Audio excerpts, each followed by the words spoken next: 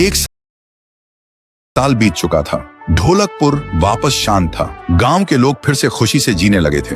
हर पूर्णिमा को लोग एक दिया जलाकर ठुन ठुन ठुन साहुर को याद करते थे। पर एक रात कुछ ऐसा हुआ जो फिर से सब कुछ बदल के रख दिया। लाशें फिर से मिलने लगी। हर 2 दिन बाद किसी न किसी के घर के सामने एक कटी हुई लाश पड़ी होती। गांव फिर से कांप उठा। एक दिन सब लोग महाराज के पास पहुंचते हैं और रो रो कर गांव की घटनाओं के बारे में बताते हैं। रात को महाराज 2 सेनापतियों से कहते हैं, जाओ और खोजो इस कांड के पीछे कौन है। लेकिन सुबह सिर्फ उनकी लाशें लौट कर आईं। एक का सिर था ही नहीं, दूसरे के पैर कट चुके थे।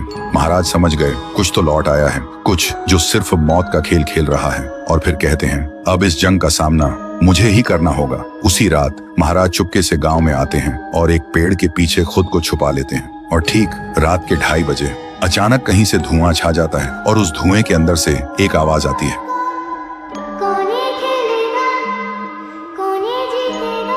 और फिर धुएं के बीच से निकलती है एक गुड़िया, गोल आंखें, एक बेजान सी मुस्कान, लेकिन चेहरा मौत का पैगाम।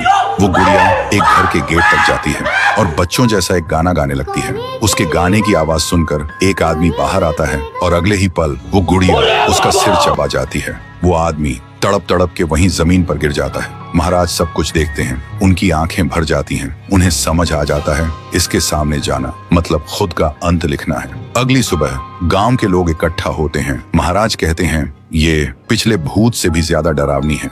इसे सिर्फ वही हरा सकता है जो मौत को पहले ही हरा चुका है। और फिर एक पूर्णिमा की रात सब लोग दिया जलाकर पुकारते हैं, आप वापस आइए, आपके बिना ये गांव जिंदा तो है पर जीने जैसा नहीं। तभी एक आवाज गूंजती है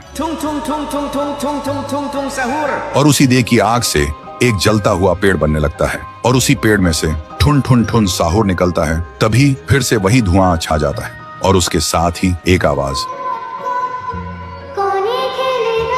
सब लोग घुटनों के बल गिर जाते हैं और कांपती आवाज में बोलते हैं, हमें बचाइए, वो आ गई है। ठुन ठुन ठुन साहुर एक जोरदार जंप करता है और सीधा उस धुएं में घुस जाता है और शुरू होती है एक आखिरी जंग। ठुन ठुन ठुन साहुर और गुड़िया की। जमीन कांपने लगती है, आसमान से बिजली गिरती है और जब धुआं हटता है तो दिखाई देता है गुड़िया बिखर चुकी थी। हाथ अलग, सिर अलग, पैर अलग। और तब से गांव में फिर से एक नई सुबह हुई। महाराज मुस्कुराए, गांव वाले जीने लगे और उस दिन के बाद ठुन ठुन ठुन साहुर सिर्फ एक भूत नहीं रहा, गांव का रक्षक बन गया। लेकिन उसी रात कुछ ऐसा हुआ जो किसी को भी पता नहीं चला। गुड़िया का सिर, हाथ, पैर अपने आप जुड़ने लगे थे और फिर वो वहां से चली गई। तो दोस्तों, अगर आप देखना चाहते हैं पीहू वर्सेस गुड़िया तो इस वीडियो को 1 लाख लाइक्स तक पहुंचा दो।